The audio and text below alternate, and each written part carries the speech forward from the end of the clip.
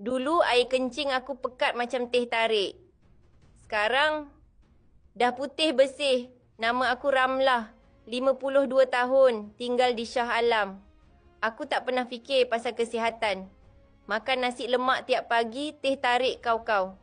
Bila doktor sahkan aku ada kencing manis, bacaan gula aku 15 milimol per liter. Aku masa tu fikir, ambil ubat je, nanti okey. Tapi aku salah besar. Lama-kelamaan, kaki aku mula kebas waktu malam. Macam ada jarum-jarum kecil menusuk.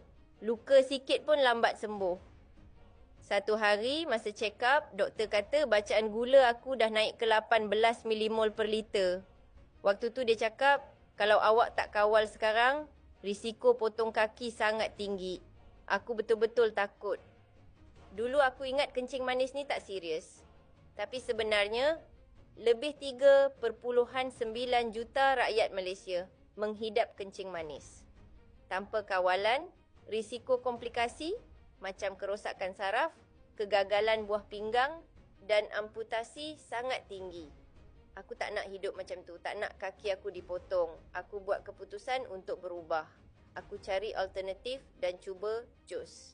Jadi, jus ni diperbuat daripada bahan semula jadi premium yang memang khas untuk pesakit kencing manis.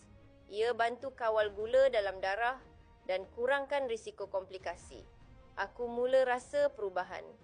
Bacaan gula aku semakin stabil, kaki aku tak lagi kebas dan air kencing aku pun dah putih bersih.